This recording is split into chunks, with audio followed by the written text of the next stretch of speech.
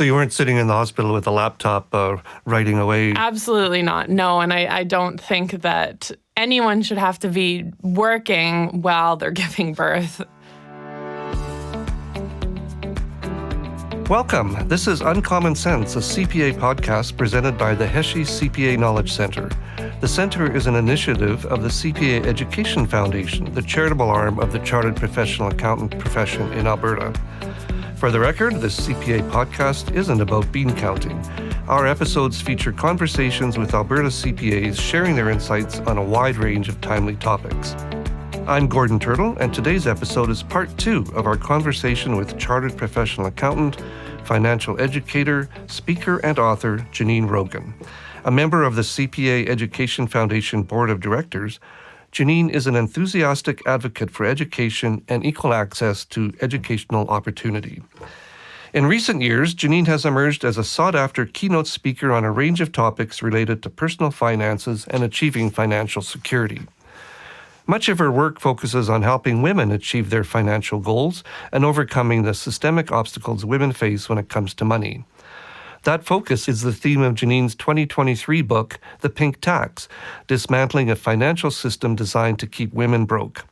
The Pink Tax is an engrossing journey into the unique obstacles women face when it comes to money, and it offers insightful advice on how to overcome those obstacles.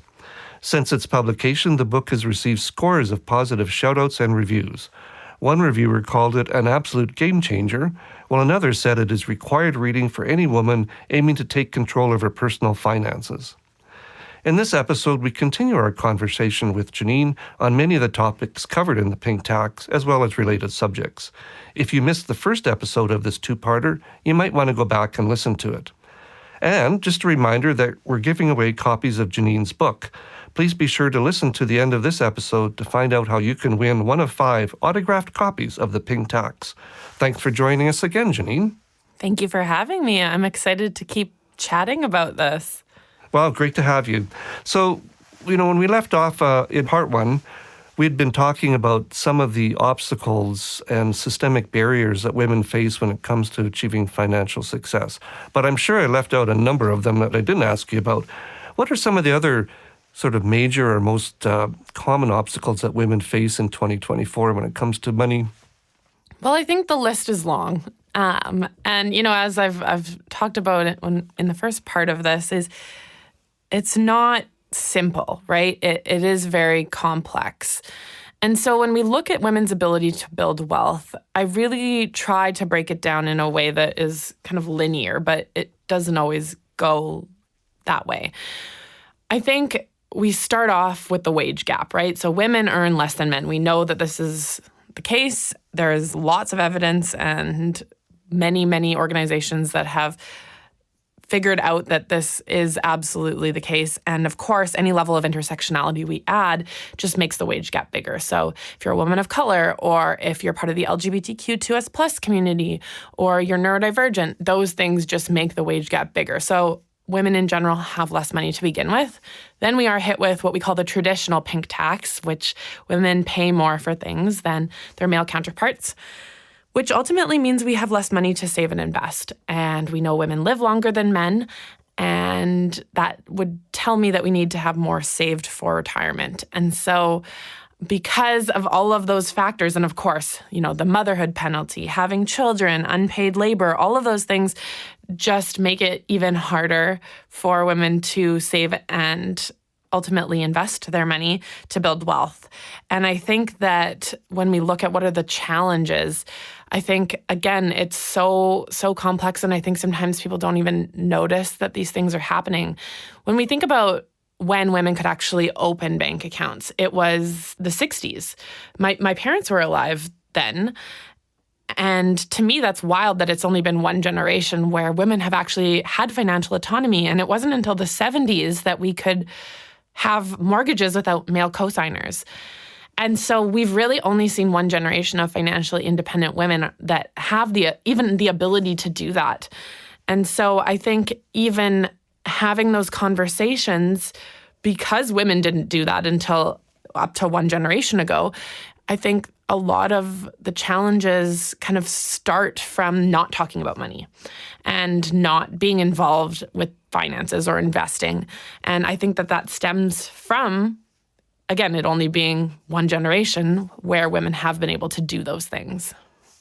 So is there an intergenerational issue as well? Like, if women didn't have a lot of opportunity to learn about and manage money themselves, do they have trouble teaching their daughters to do that as well? Is it an intergenerational pattern there? I think parents in general probably have a challenging time teaching about money because it's not something that we're taught in school. I'm really trying to change that, and hopefully we'll get there. Ontario just announced that they will make financial literacy mandatory, and you have to, complete an exam to ultimately get your high school diploma. So hopefully we start to see some of that in Alberta.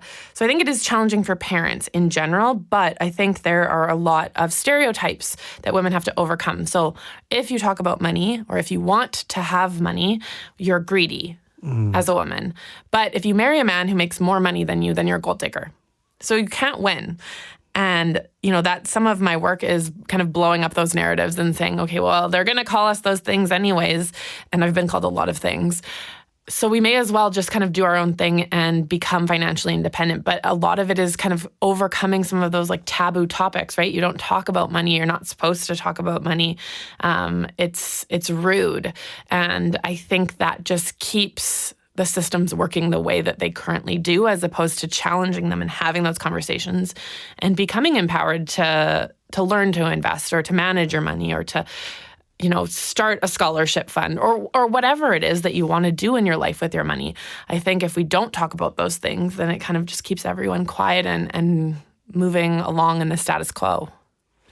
Do you hear some of that, like in regard to feedback to your book? Like, why are you talking about this? This is not something you should be talking about? No, I wouldn't say anyone said like you shouldn't be talking about this. I think more people will disagree that there's like a wage gap or a wealth gap or like those things don't exist, or we shouldn't take into account like the caregiving work that women do because like you chose to be a parent. So I think those are kind of maybe more of the challenges is the systemic issues that women face. I think a lot of men and some women don't want to come to terms with the fact that unpaid labor is something that has subsidized a lot of men's careers over the course of their life. Yeah, for sure. It's hard to believe that people would dispute that. But your book talks about women and negotiation. What do you mean by negotiation in the context of the pink tax? And how can women overcome what is perhaps a reluctance to negotiate for themselves? Yeah, when we talk about negotiation, I always say everything is negotiable. So I think that's everything from your salary all the way down to if you are shopping for something, you can absolutely ask for a discount or ask if there are any discounts available. And, that can extend into things like negotiating for a car or a home or rent or credit card fees or bank fees. I think there are so many opportunities that we can advocate for ourselves so that we don't necessarily have to pay more for things and we can keep more of our money. And that applies to both men and women. But, the big one is always salary.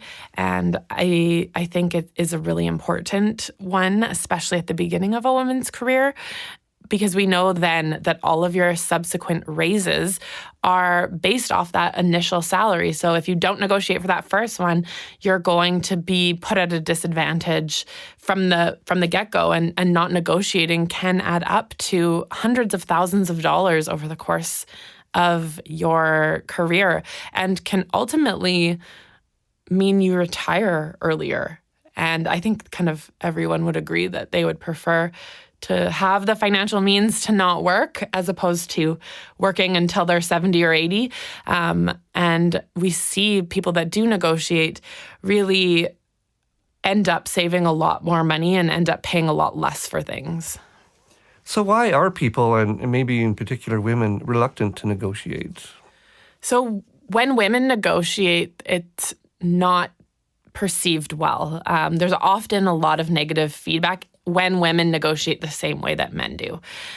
What we've found in the research is actually when women advocate for other women, they're just as successful as men.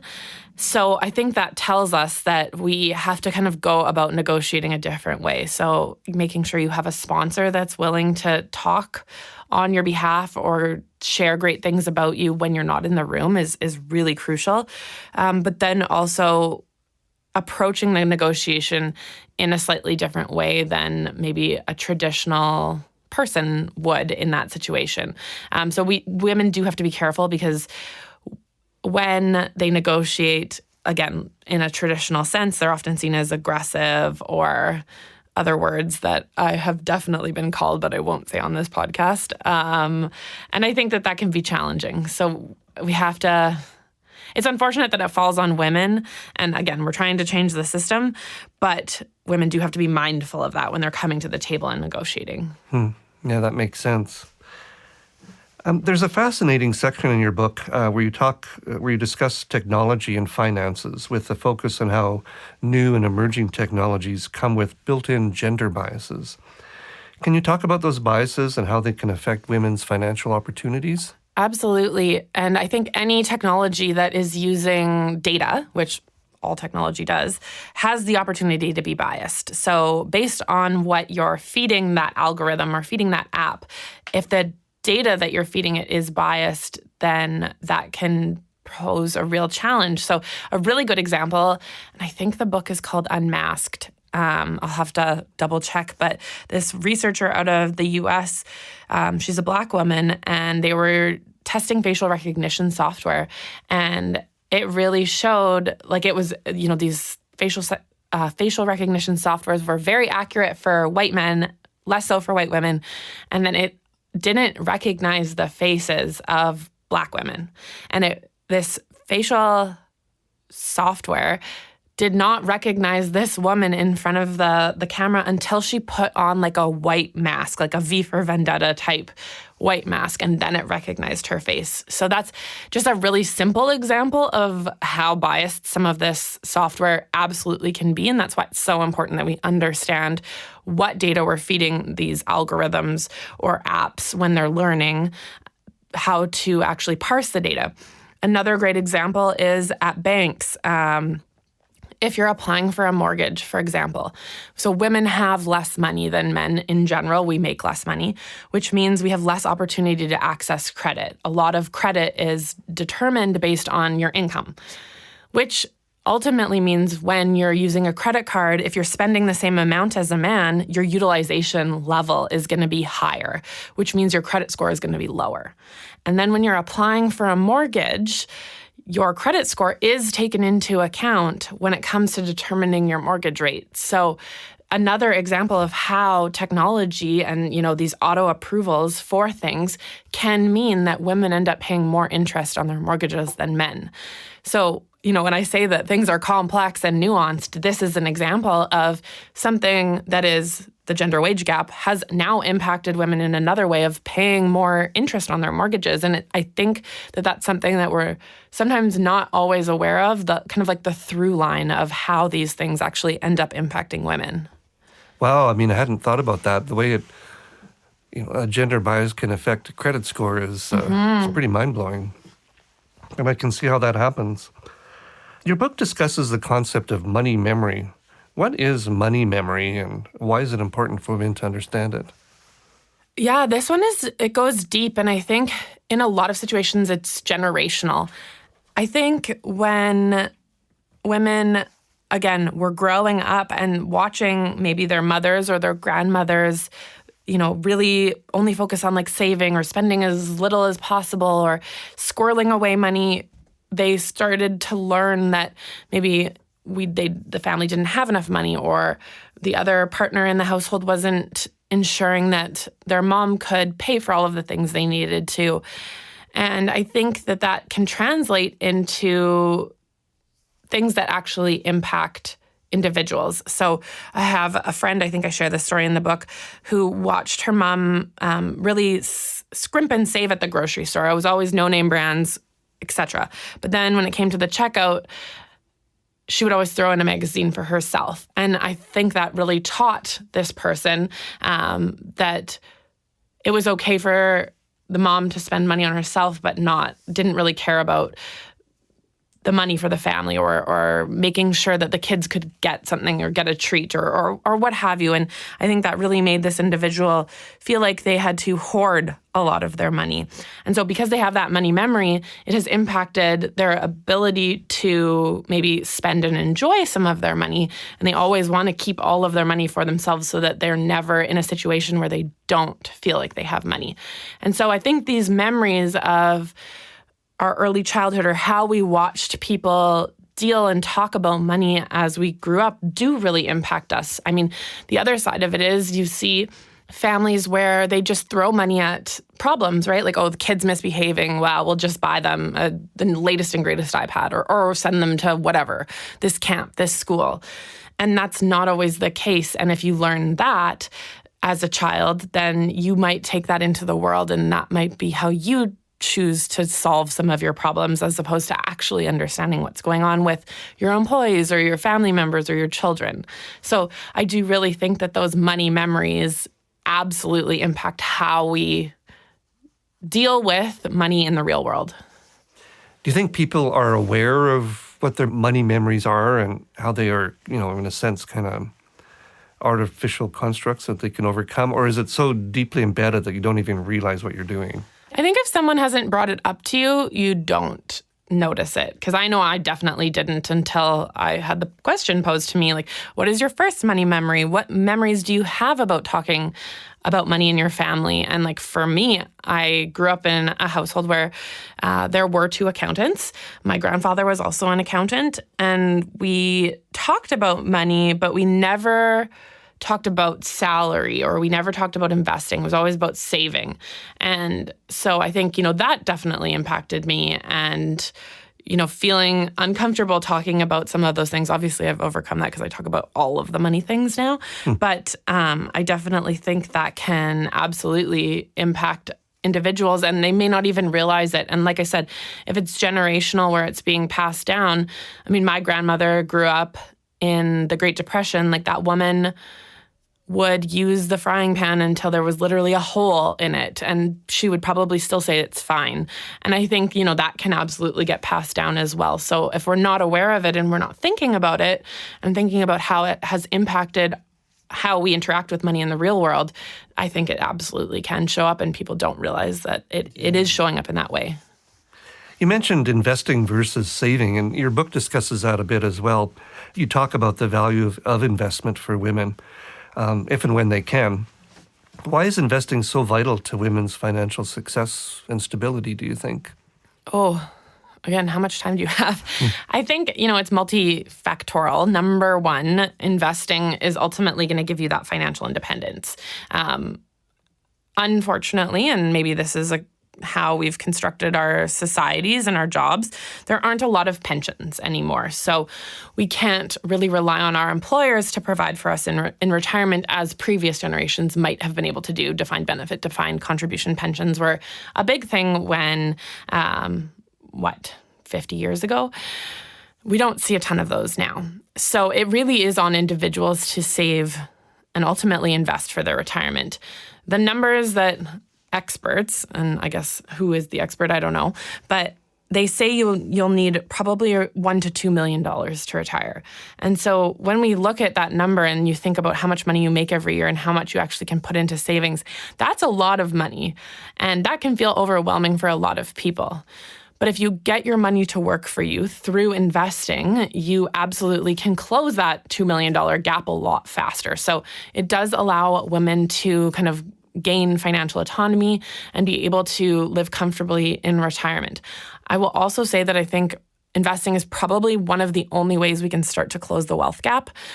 We know globally the wealth gap for white women is about 30%. So white women have 30% of the worldwide wealth and women of color hold just 2%. So that is a way we can also start to move towards that. And then I think kind of as a third point, women can invest and change the outlook on the world based on what their values are. So we know that women in general, again, really want to have impact when they invest. So they might look at investing in different companies or investing in maybe small businesses that are women run or women owned. And I think that that is absolutely fantastic too, because then we have the power to say, no, we really care about these companies that are being run by women or run by women of color, and we're choosing to invest in them. So I would say it's a big question, and there are lots of different answers for why that is the case. Interesting. So you kind of touched on this next question already, but what is something you know now about personal money management that you wish you had known when you were 18 or 19? Oh, I was so naive back then. Obviously, lots on the investing side. I think back then I probably tried to treat money very numbers focused, and obviously it isn't all numbers, but at the end of the day, understanding the emotional side of money and the impact that it has on people and why people make decisions, I think, that is so, so important. Money, to me, at the end of the day, is just a tool that is going to allow you to hit your goals or purchase certain things. And so understanding that, I think, back then, and understanding why I made some of the decisions that I did from the emotional or the mental health lens, I think is super important. And I would encourage anyone that is maybe like struggling with impulse spending or is not understanding why they kind of get to the end of the month before they get to the end of the money, to really look into why they feel like they're spending on certain things. So sitting down and if they buy something, what is kind of the feeling associated with it, and what is the underlying cause as to why you're purchasing that thing. And once you start to understand those things and understand those triggers, you can start to create situations that kind of help you avoid that or allow you to use your money in ways that are more beneficial or add more value to your life. So I would say probably that. So how do you do that? How do you become more aware of what money means and what the emotions are? Because again, I think so much of it is kind of automatic or done unconsciously. Totally. Does it require? Can it be is it just a matter of reading a book or talking to someone, or is it usually you have to rock bottom before you realize what's going on? Hopefully you don't have to get to rock bottom. I think, again, starting to be aware of those things and noting them down. So I'll give you an example. My husband, when we first moved down to Calgary, got put on a client that was in Arizona. So he was in Arizona a ton. And I started noticing that whenever I would feel really lonely, let's say I come home after a long day of work, he's not there, he's still working at the client, I can't call him, can't have that conversation. I had just moved to Calgary, didn't have a huge network there either, because it does take a number of years to do that. I would find myself online shopping and, this is nice, this is interesting. And I think that noting that, okay, I'm feeling lonely and this is what I'm going to do to kind of help me get away from that feeling as opposed to kind of just sitting in that feeling was something that was really beneficial for me. I would say therapy has also helped a lot with that. I'm a big advocate of mental health and therapy for everyone, but really getting specific and trying to understand why you make those purchases. And so it could just be a note in your phone every time you purchase something.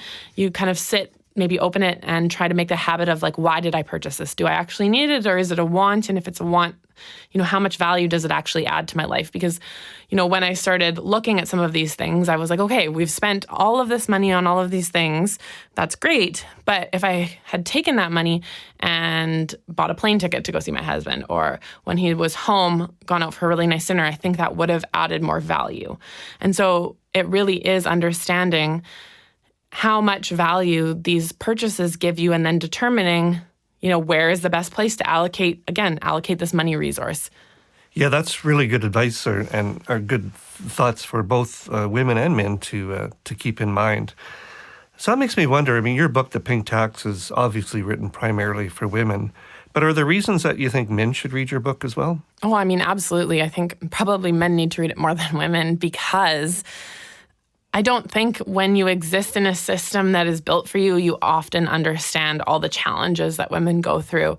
And it's not meant to attack anyone. It's not meant to say, like, we have it harder than this person or this person has it harder. And of course, everyone has their own individual circumstances. But, going back to the mortgage example, if you don't have to worry about that, you don't even understand that you're not worrying about that. And that really speaks to unconscious bias. And so I think it's a great read for men because men have women in their life, right? Every man was born from a person with a uterus.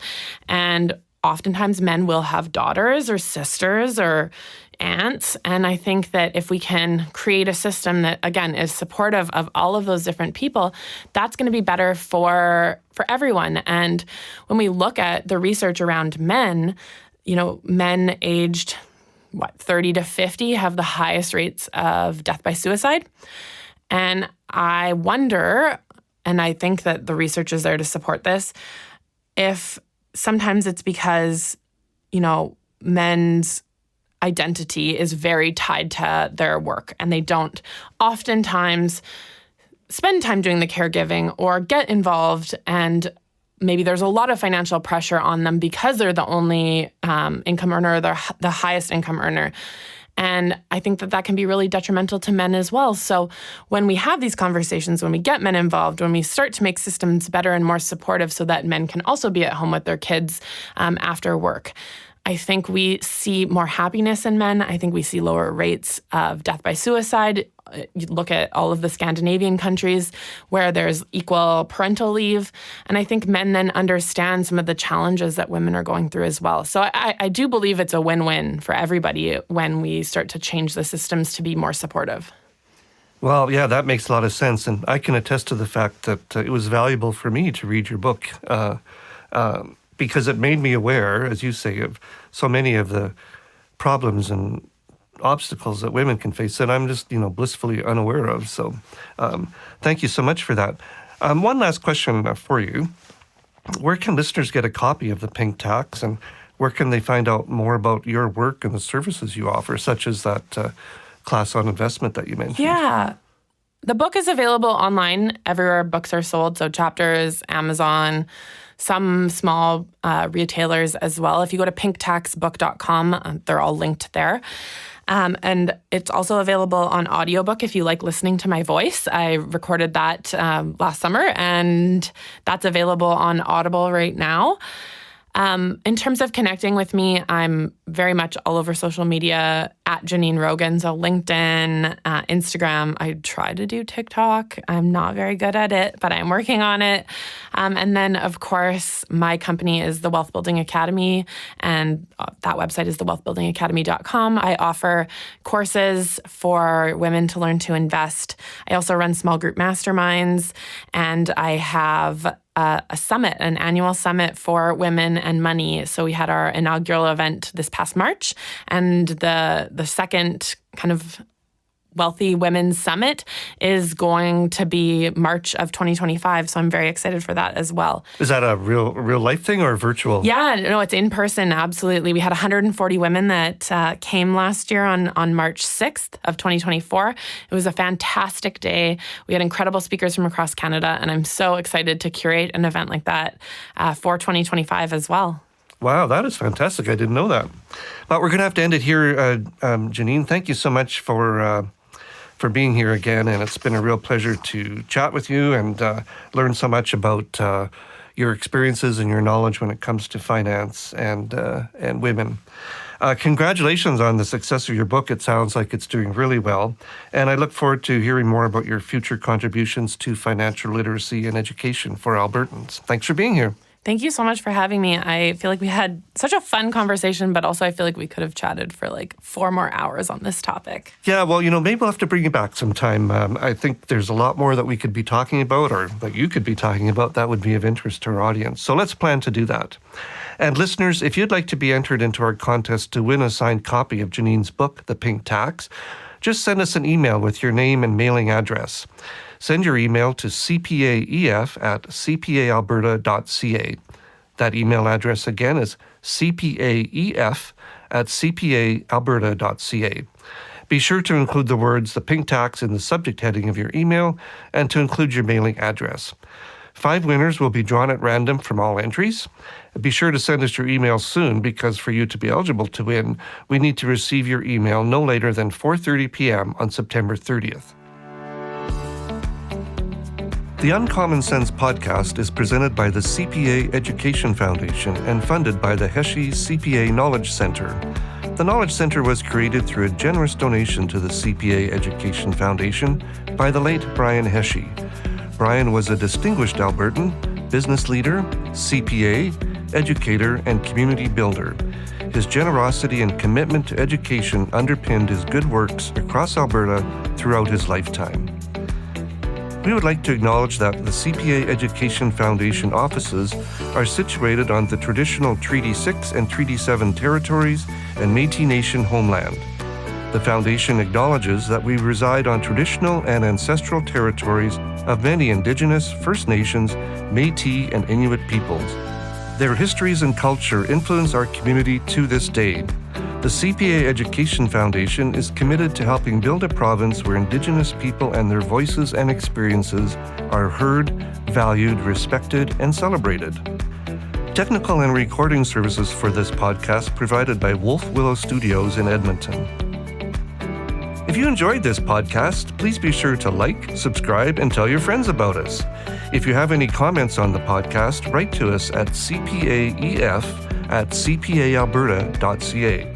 To learn more about the CPA Education Foundation and the Heshe CPA Knowledge Center, visit cpaalberta.ca/foundation. Thanks for listening.